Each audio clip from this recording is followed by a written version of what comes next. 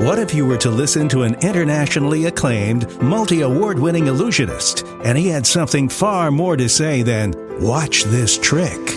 Rick Thomas is that performer, ready to go far beyond his magic and far beyond your imagination as he shares secrets regarding our dreams.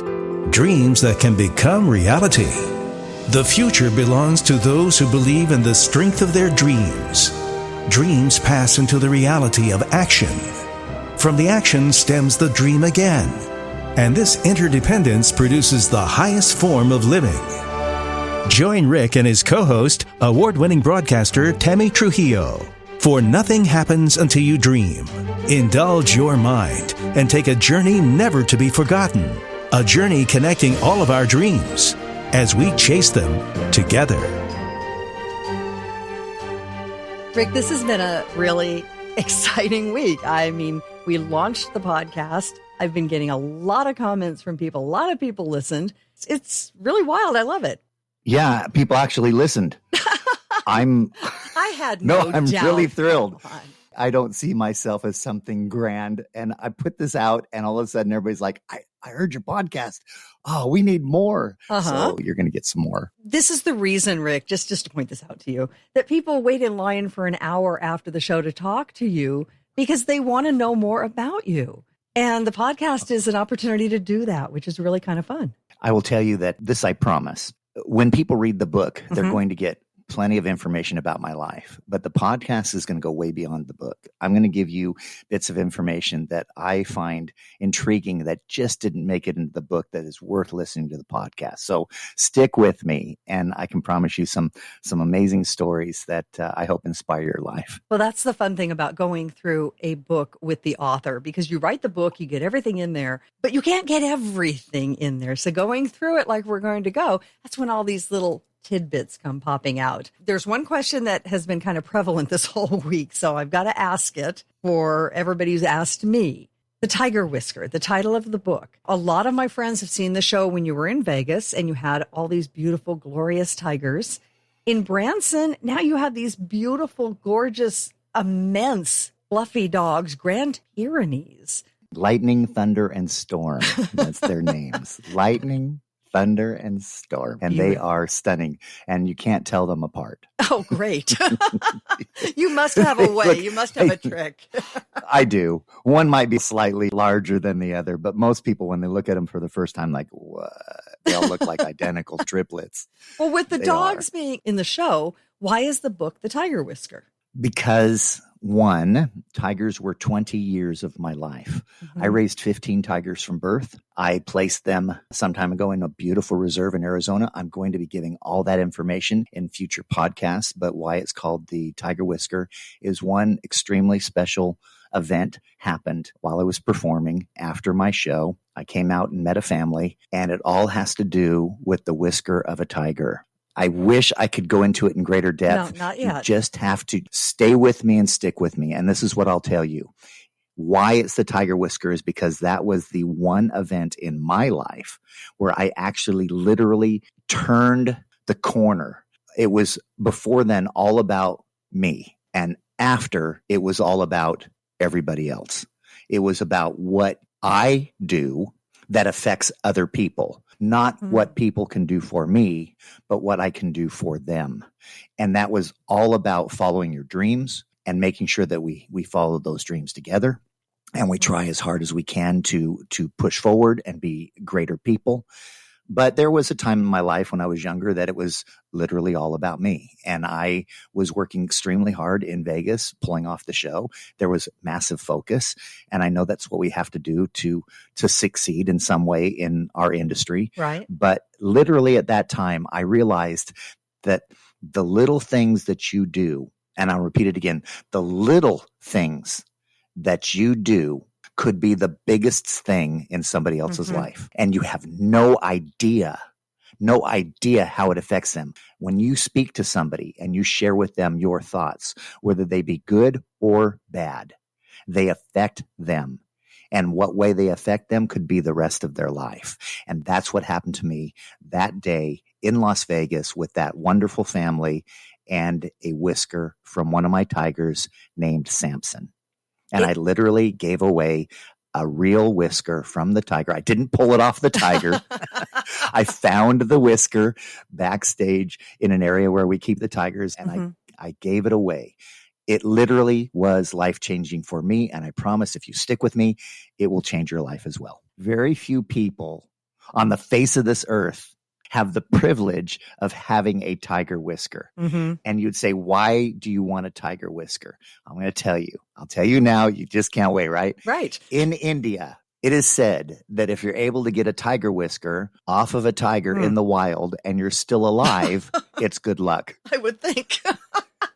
It is a ridiculous way of looking at things, but it's true. Having the tiger whisker and going through what you need to get one gives you good luck the rest of your life.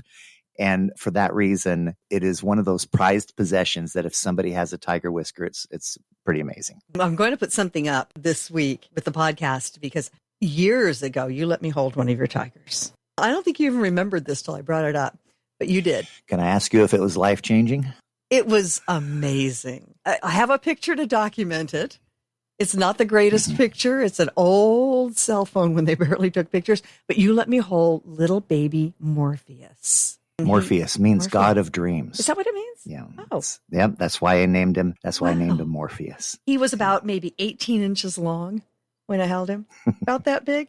And it's a little guy. It is one of my treasured pictures because you let me hold a tiger. It was fantastic.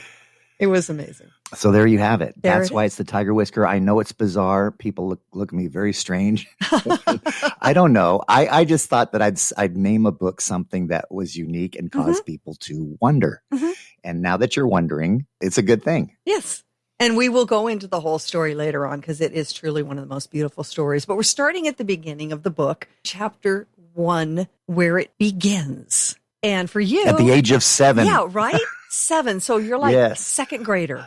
A child who never grew up, a child who believes in magic even to this day. Thank goodness. I believe in Peter Pan. I believe in pixie dust. I believe in all of that. So do and sadly, I ask kids today, children will come up after the show and they'll say, how did you make her float in the air? And I'll say, pixie dust. And they'll go, what? I know. Isn't it sad? Completely different generations. I know. Yes. I wish they still knew about pixie dust and fairies and all Well, of what's that. sad is I don't know what makes people float anymore if it's not pixie dust. What is it?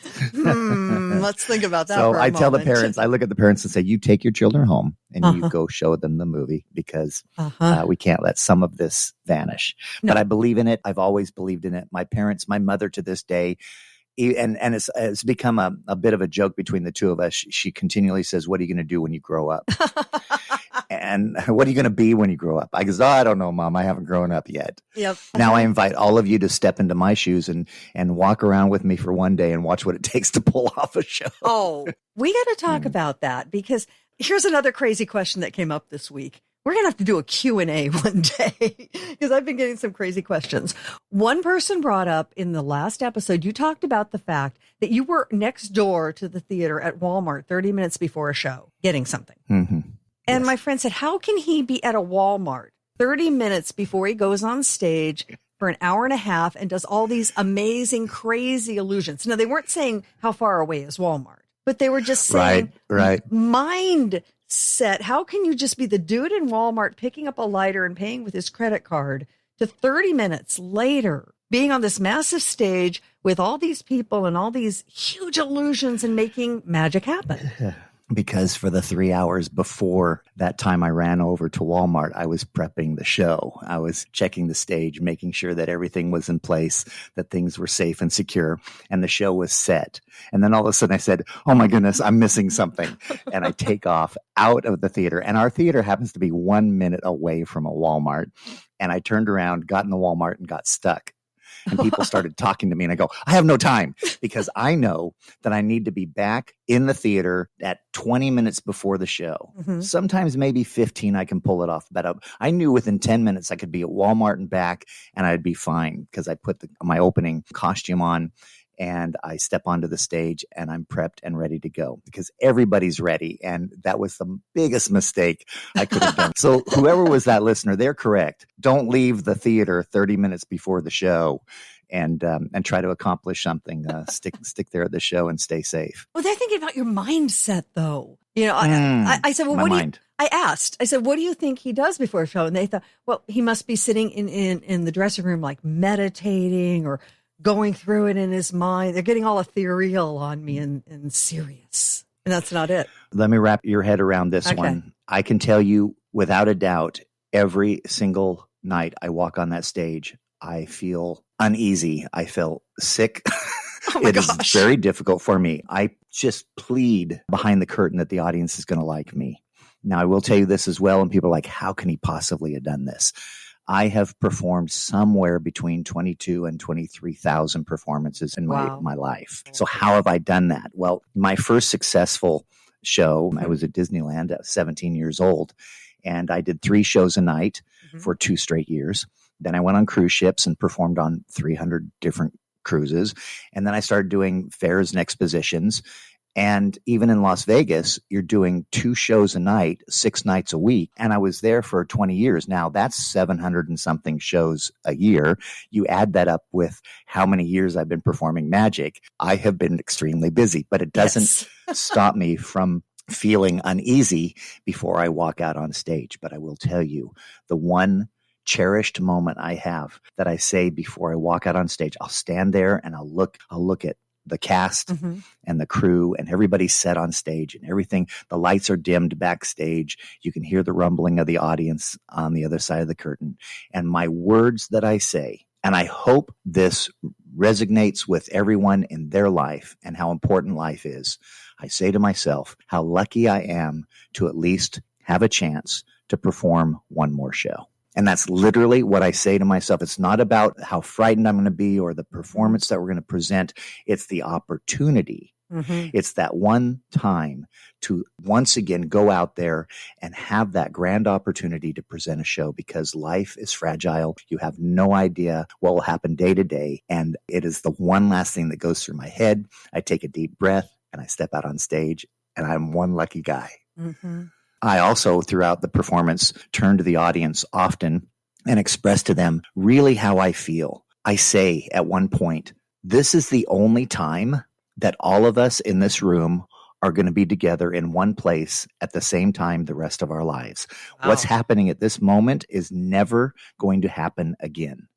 So for me, that's a very special moment. And when the audience chooses to be there in my show, it means everything to me. It means everything to my cast and crew. And I thank the audience over and over again for giving their time that they can't get back to me. I remember the first time I heard you say that. I thought, you know, you're absolutely right. That moment, exactly that moment, will never happen again. It can't. Well, I learned something from that. Sometimes we rush through moments. We rush through special moments in our life, even moments that don't seem special. And then something happens and you can't even possibly recreate a portion of that moment. Something happens to someone or something. And you just wish you could go back and relive that last moment and get all, as I say, get all the pieces together, really enjoy all the pieces. And you can't. And I've learned to start enjoying all the pieces when they happen. That's something I learned from you. Thank you. I may be a little aggressive with my audience at times. I definitely try to not preach to them, but they need to know. In fact, even in that same segment, I say that. And then I also say, everyone here is important. Everyone has a life and everyone has a story to tell. Everyone has a story to share with the world. You've got to find those stories and you've got to share those stories with the world. And that's what I did with the Tiger Whisker. That's what I get to do every day in my show. So when I stand on that stage and say how lucky I am to give one more presentation, I mean it from the bottom of my heart. And I also want people to know that their lives are important as well, because there's so many people out there that have this feeling that they're worthless. They just go through day by day, 9 to 5 jobs, whatever. And they look back and go, what is my life? Everybody step back just for a moment. Look at your life and find your stories. And please, please share those stories with other people, because it will change their life. I repeat it again. The little things that you say or do to somebody else can affect them the rest of their life. And as we go through the Mansion of Dreams, you'll hear that constantly with something that someone said to me that affected me the rest of my life and guided me through my professional career. Even something so incidental to you can really affect somebody else. The Tiger Whisker. Yeah, fantastic. I've been working with tigers for 20 years. I get up, I clean them, I bathe them, I feed them. I have the opportunity and privilege to be in their presence. And you start to take it for granted after 20 years.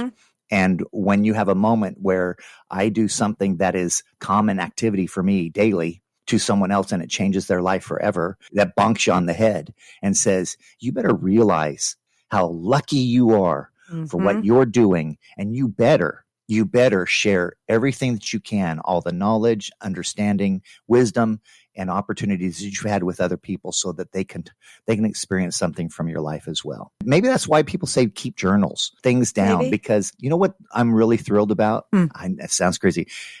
Today we have, of course, smartphones. Oh, yeah, of course. I would tell you that more people have more amazing stories from their life because more people take photos of themselves with their phones than they ever took photos of themselves before the advent of the smartphone. Oh, it's true. And if people go into their lives and look at the pictures that they have and the memories that they're keeping, I would say that we are such an amazing, lucky generation. I think of all the generations that came even before movies. When I watch a movie from the 1920s and you watch a movie, and I know this may sound morbid, but it really isn't, because life is fragile and it happens to all of us. At some given time, we all pass on. But when you watch a movie and you realize that every single person in that movie does not exist anymore, they're not alive. Yeah. And you watch the movie, to me, I find it fascinating. I'm like, wow, those people, that was their life. That was their dreams. That were their desires. They're not here anymore. But we have a video or a movie to watch those people. What about the thousands of years before these movies were created that nobody remembers anybody? Right. We have nothing. So even today, with the smartphone that you hold in your hands, you should be extremely thrilled that your life can be documented the way you're documenting it now. I think it's awesome. I do the same thing with old movies too. I think about those people and what their lives are like. I get on my smartphone and check to see if they're still here. And suddenly, a constant. Right? When I'm watching the show, I agree. Yes. And I read their story and suddenly, you know what? They're alive again. Yes. They really become a living person, because I say, oh, well, and when he did this movie, he was married to her and he had a kid. And all of a sudden they have a life. But you're right. Prior to that documentation of film, we don't know much about those folks at all. Only the famous ones, and the rest just almost didn't exist. But they did exist. They did. Everyone's important. Yeah. Everyone has a life. Yep. And everyone has a story to tell. Great stories. There you go. You and your magic. At 7, you start doing magic. What attracted you? What said, Rick, you got to learn how to make this ball disappear or whatever? I may not have the answer for that, but I had vivid dreams growing up. I literally, for a very long part of my life, believed I could float or fly in the air. This is a disclaimer. Do not do this. Do not do what I'm about to tell you. Oh, dear. But I lived in a fantasy world in my dreams. I dreamt that I could truly float or fly. And what's amazing is I would tell you that most everybody who's been alive on the face of this earth has had dreams or wishes, wants, and desires that they can float or fly in the air. It's the greatest thing that a human has wished. That's why we have airplanes. That's why we have helicopters. Humans have wanted to fly and get into the air. That's why we went to the moon. So here I am having these dreams about floating or flying. And I literally got on the roof of my parents' home. Oh, dear. And I jumped off the roof of the house because I believed so vividly that I could float that I would. And the reality stopped me on impact. I bet it did. Now, is that the best way to put it? What broke? Nothing broke. Oh. I think I sprained a foot or Lucky something to you. that effect. Lucky you. But I can tell you now, it was that vivid imagination that really believed that I could fly. Now, the great part of the story is I now do it every single day of my life. Yes, you do. I've seen you. I've seen you. I fly. I cause people to float, fly, and dance in the air. In fact, I'm going to tell you right now, one of the greatest moments in my life are the stories that people share with me. I'm sharing stories with you. Let me share one that changed my life as well. Simply just made my day. So I'm standing outside the doors of the theater after the show, and I'm greeting people as they go. Mhm. And a fine gentleman walked up to me, and he's standing there with his son.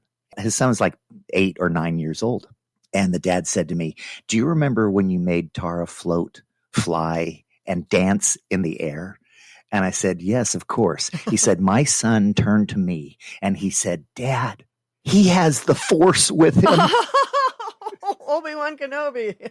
Oh my goodness. That child was Wow. he'd been watching Star Wars, which is an amazing, amazing accomplishment for a genre, for something like this to go through so many generations. Oh, yeah. And for an 8-year-old child to watch my show and tell his dad that I have the Force Wow. with me, and that's my ability to make people float and fly in the air. I was charmed. That is I cool. couldn't run back fast enough to tell my cast what I just experienced and a story that somebody shared with me that touched my life. Yes, I'm performing these illusions. I'm doing my show, but how amazing is it for me to hear a story like that? I Yes. love that the little boy believed the Force was real. Mm-hmm.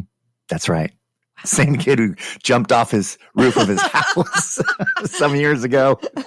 Oh, goodness. I've got to tell you, Rick, most kids who go up to the roof, because my husband Randy jumped off the roof once too. But most kids, from what I understand, because I never did that, most kids take a bed sheet up there or some apparatus of possible flight. Unlike you, who just goes up there and thinks leaping into the stratosphere will do it.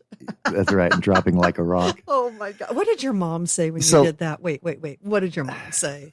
I got to hear it. My mother had a really bad problem with my magic. Everything I wanted for my birthday, everything I wanted for Christmas was magic. Yeah. And they were frustrated. They're like, "Can't Rick like something else? Can't we get him something else?" And I'd be so upset that it wasn't to do with the world of magic. And I remember probably about the age of 13, 14 years old, I had done something terribly wrong. Now, I can't tell you what it was. I don't know what it was. I literally have no idea what I did wrong, but I do know that my mother decided to take my magic away from me for a month. She restricted me from my magic. Yeah. She took everything I had and she put it in a closet. She locked it away and said, "For what?" And again, I don't know what I did. I don't remember. All I know is it was a devastating moment for me. Wow. And she took it away. Oof. Now, years later, my mother to this day, and I hold it over her head. And every time it's discussed, she breaks out in tears. And it goes like this: "Rick, if I would have known that I could have destroyed your life by taking your magic away, I would have never done it." And she goes, "Can you forgive me?" I'm like, "No, I can never forgive you. You almost know." And I play with her all the time. But literally, she has this feeling in her heart that she was that close to destroying my dreams. And that's how it affects her. And it was that moment when she took the magic away. Dear. And never wanted to give it back. Wow. And literally, I can't tell you, every time I have the privilege of visiting and seeing my mother, that will come up and she'll say, "Will you ever forgive me?" Yeah, Mom. She didn't know you were going to turn it into this mega career. My goodness. Right. She thought you were just playing and wanted you to want Hot Wheels or something. Goodness gracious. Oh my gosh. Well, I think everybody love magic. Most people love magic because it's that trying to figure out how you did it or not trying to figure out it and just being amazed by it. Everybody I've ever talked to thinks magic is cool. When I was growing up, every one of my friends, I can remember, we would get together at one of our homes and we would try to do magic together, but I was the only one who stuck it out. I was the only one who kept going. There were my friends who became the doctors and became the lawyers and had real jobs.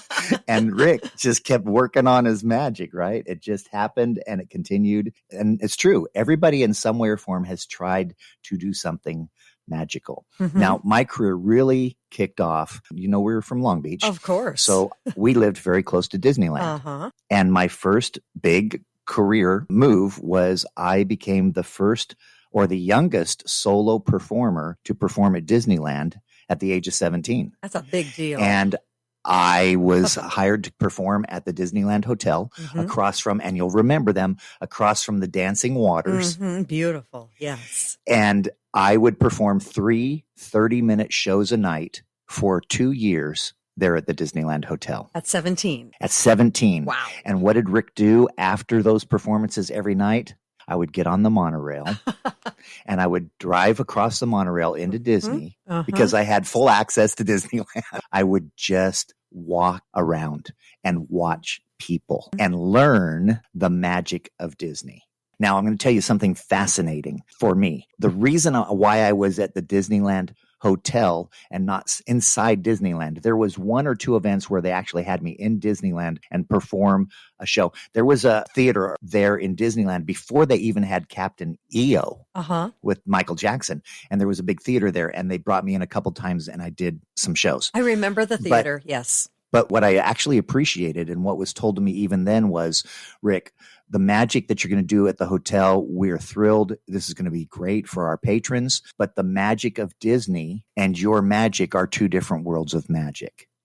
They're magic of fantasy, and what Disney fantasy was and magic illusions or effects are 2 different worlds. So keeping me at the Disneyland Hotel, they could present a magic production that kind of fit more to the hotel rather than inside the park, which was more to do with the world of dreams and fantasy. That makes sense. Now, but they have a magic shop in Tomorrowland. They had the magic shop, which I'd constantly go in there constantly. Yeah. But it still was a minor part of what Disney represented. But the great thing about it is I learned Disney magic. I learned how to create fantasy and how people reacted to the world of Disney. So it was an amazing education for me. So thank you, Disney, for what you did the first few years of my career. Well, that's an amazing accomplishment to get hired by Disney to do any kind of performance. So that's wow at 17. Holy cow. I used to see the Magic Waters. I used to actually work for the man who owned that production. There's another weird cross up between you and me. There you go. You have another story to tell. Keeps on coming. It keeps on coming. But have you ever run into somebody who doesn't like magic?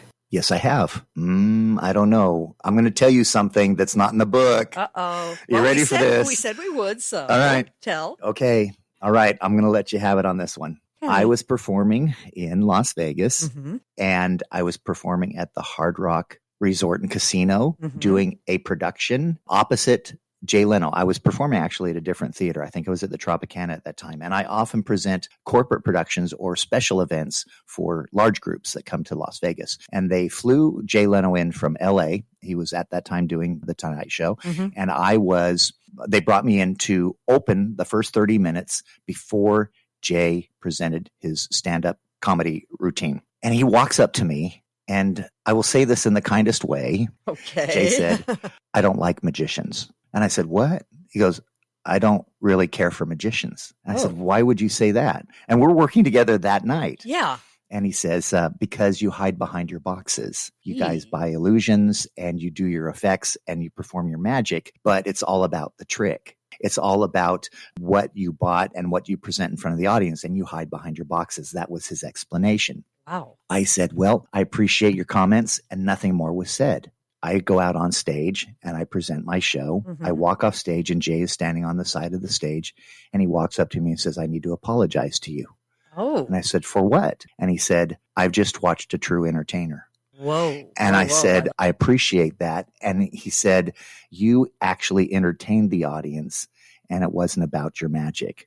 And that has always been my key. He said what I've believed my entire life. My magic is the vehicle that I use to entertain the general public, but it's the relationship and the presentation and the respect that you share with that audience that goes far beyond the magic. And when I perform, I'll have young magicians come up to me and say, what makes you this grand, famous illusionist? And I said, it's not the magic. And they're always talking about the next trick they're going to do or what they've bought that's going to make them famous. And I said, you have it all wrong. You have it all wrong. I said, when I watched entertainers and tried to learn from them what made them great, now this really puts me back a bit. But when you watch the Liberace's of the world, a man who could play the piano amazingly, but there were other people who could play the piano just like he could, But Right. what made him special? The performer, Yep. the performance, everything around it. The piano, everybody has a piano, but what he was able to do and accomplish with it and go beyond the piano is what made him great. So I have my whole life fought so hard to take what I have, love my craft. I love the art of magic. I'm obsessed with magic. I understand that. But forget about it. Master it, forget about it, put it to the side, and stand there and communicate with your audience. Feel what they're feeling. A good comic, and talking about Jay Leno and being a comedian, Right. a good comic, you can watch them perform and they know what they're saying so well. When the audience is not going in the right direction, they can turn a corner and they can start presenting something else and go a different direction to find out where their audience is. Bring them back in. Those that have trouble are ones that have a set course that they take and they can't deviate from it because they're not listening to their audience. They're not listening to what's going on around them, and they've got to open their ears. And my successes started when I when I talk to the audience, I really talk to the audience. Oh, yes, you and they do. talk back to me, and they talk back to me. Mhm. And so when Jay did that, it was a deep appreciation. It was an appreciation and a respect for him to come back to me and say, wow, I literally saw a performer. It wasn't just a guy doing tricks. So my line is anybody can do a trick, but very few people can perform magic.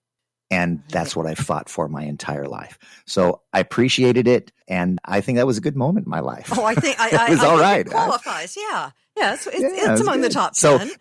So there was a person who didn't, I don't know if it was like or appreciate my particular craft, but I think that we both learned something that evening. And it is true. And then same thing on the microphone. Yes. He said, well, we comedians, we walk out with a microphone in our hands. That's all we've got. We have an empty stage and a microphone. And it's all about succeeding on that stage with nothing but just talking to an audience. So I understand that. Right, I understand that, right. that as comics go, that's so overwhelming as well. Mhm. And you can, from his point of view, see how someone can have enough stuff that they hide behind it. I'll tell you, something funny happened, and it was another kind comment. I was doing a tour, and the truck driver and his 53-foot trailer pulled up to my warehouse in Vegas, Uh-huh. and I packed the trailer, and he said, you only have one trailer for the tour? And I said, yes. He says, I move stars all over this country to perform their shows. And he says, and you're traveling just with one trailer? And I go, yes. And then he said, this is what I've noticed. He said, the more the trailers, the less the talent. Oh, wow. And I went, oh, that was another amazing moment. But, Right. And I'm not saying that that's across the board. I'm just saying that sometimes people try to cover everything up with a whole bunch of fluff. Right. When in the end, it is truly that person, that star that makes it great. And I can tell you over and over again, you look at the amazing stars in the world that we enjoy today. And it really, if you want to know what it isn't the glitz. It isn't the explosions on the stage. It's the person. Well, yeah. That person. Yeah. They cling to what that person is. So you need to, in my industry, you need to find yourself, be something that makes you unique in your own way and go beyond the magic. I've seen shows where it's just trick after trick after trick. There's nothing that connects them. After a while, frankly, even if the illusion is good or interesting or unique or whatever, it gets boring. There's nothing cohesive. It has to be a story. Exactly. There has to be some connection with the audience. That was one of the things when I first saw your show, because I knew nothing about you. I didn't even know we knew each other almost. And it had a beginning, a middle, and an end. It made sense. And you felt when you were through at the end of the show, there was an accomplishment. You got the whole story. But Thank you. I want to bring one thing in, though, because Jay said you hide behind your boxes. And when you were talking about Jay, you said just a trick. Now, I have had the privilege of learning how some of the illusions are done. Not so much in your show. You got me way too many times. But once in a while. Ta-da! No kidding, right? I'm going to have to shake a few answers out of you one of these days. But I have studied enough magic to know a little tiny bit, just enough to be dangerous. You're not hiding behind a box. An illusion, what blows my mind, it's split second timing and 1 second off, and the whole thing can blow up. And there's fast movements and switches, and it's quite fascinating to see what happens. But there's like a 99.9% chance of something going wrong, at least from my standpoint. You are absolutely correct. I take great joy in bringing in new dancers to my show that have never been part of a magic show or anything to do with the magic world. They have spent their entire life mastering an amazing talent, and that is dance. Right. They have given their life to it. I have performed and worked with so many amazing, talented dancers. They've given their life to moving on stage in the way that they do. And I applaud them. I do know, and I tell them, I said, now, when you dance, and sometimes you've tripped or fallen, you've had to get back up, and there may be an embarrassing moment. But I can promise you this, the world of magic and dance are far, far distant from each other. When a magic illusion or an effect goes wrong, you're going to want to hide. And I can tell you that every single time I've brought new dancers into the show and they are about to perform for the first even week or 2 or 3, they cannot sleep. They cannot eat. I bet. Because they realize that when it goes wrong, everything goes wrong and you can't hide it. It can't be hidden. Now, I have a little secret, and the one secret that I have is, luckily, the audience does not know what you're about to do. So if something goes terribly wrong, you can, if you've had it happen enough, have a line or two to close a curtain or move on to something else and the audience not be any wiser. Because in the world of magic, we are always 1 or 2 steps ahead of you, always. Well, for example, so Tara floats and flies and she literally dances in the air. I was doing a production down in Los Angeles, and Paula Abdul was on the stage working with some of their dancers, and they were doing what they call some moving around in the air. And it's basically called a foy rig. This is where you guys see in Broadway and Vegas where people are lifting the air on these big cables. Right. And you can see everything, but their movement was amazing. It was like dancing in the air. And I said to myself, if I could ever create a way to cause somebody to dance in the air, and they literally float and fly in the air, and there is nothing there, nothing. And the audience literally says, I see nothing. Then this is what I call aerodage, or dancing in the air. I created it, and it really is. I did it, and it's a focal point in my show. Now, at the end of that beautiful piece, my dancer, Tara, flies down to the ground and turns into a dog. That's the best way to put it. She transforms into an animal. We magicians are weird. We come up with all these concepts and say, wow, why don't we change him into a dog? Or why don't we change him into a tiger? Or why don't we make the tiger disappear? Or why don't we cut a girl into 9 pieces? Your mind. Okay, so you can kind of start seeing the mentality of a magician's messed up. Help. So, but it's really an amazing moment. Originality is how well you hide your sources. Now, in a good way. I like that. So I saw them do these effects, but there was no magic to it because the audience saw everything and there was nothing magical. I took something that I visually saw and made something very magical out of it. I watched a video of Michael Jackson turning into a panther. Okay, think about this. If you can do that live, not in video, because video is video magic. Sure. And you know that was all done with cameras and special effects. Yes. If you can do that live on a live stage and the girl transform into an animal on a live stage, you've got something. So for that reason, I created aerodage and then mixed in the transformation of one person into something else at the same time. Well, telling you all that, which is a thrill to share with you the behind the scenes story, is she flew down to the ground and something on the stage went wrong. And she did not at that time turn into the dog. She did not turn into a beautiful, stunning Great Pyrenees dog. However, the audience at that moment did not know. She flew to the ground. She landed on the ground. I looked to the guys on the side of the stage. I winked my eyes. They closed the curtain. And I said to the audience, ladies and gentlemen, please give a nice hand to our stunning Tara. Wasn't she beautiful?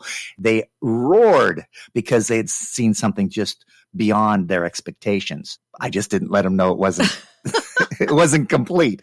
Now everybody coming to the show is going to expect to see it. But I've given you an inside track on how sometimes we're lucky that you can still do something and pull it off and the audience not be any wiser. My cast and crew are going bonkers. They're like, oh, I can't believe it. It's not working. I'm like, no, I've got it covered. Don't worry about it. For your audience, Rick, it was perfect. It was perfect. It was perfect. Right. You know what? Let me tell people that I think that people fault at. And I have done it. Maybe you have done it and others as well. So this is what I'm going to tell you that you can get out of this podcast today regarding what I've just shared. Don't tell people what they didn't get to see. Often in my show, someone will come out after my show and they'll say, that was an amazing show. And not often, but there are times when I've had a better show or something where a show before went perfect. And I said, you should have been here last night because I did blah, blah, blah, blah, blah, whatever it was, and try to give an excuse for a show that they thought was magnificent. And how many times do we make excuses for ourselves for things we've done because we know we can be better, and in front of somebody apologize to them when they were absolutely satisfied with what we did, said, or accomplished? We have got to stop apologizing for something that somebody didn't see or didn't experience, even though you know you may be better at that moment, because no one's perfect. No one has that grand opportunity to always nail it all the time. And stop apologizing. What do you do when someone says something about you? Accept it, be gracious, and keep your mouth shut. It's great advice. I call that indexing. When somebody says, well, this isn't my best one, but yeah. I've had to learn that when I've done a project or something for the air, I've produced a whatever, and I give it to my news director. And I used to, just to hedge my bet, Rick, I say, all right, now this probably could be better, but, and you're depositing in their brain that it's not good before they even hear it. They're coming in thinking, okay, this is not going to be good. When if you just handed it to them, they were expecting it to be good. And everybody, they misjudge themselves. We really, truly are far better than we give ourselves credit for. That's why I say when people are down on themselves, and I get to repeat it a last time as we get close to the end of this one today, everybody has a life. Everyone has a story. Everybody's important. You've got to find your story. You got to share it with the world. And you are far better than you think you are. So just get out there and be proud of who you are and give it your best shot and stop apologizing. I love it. It's perfect.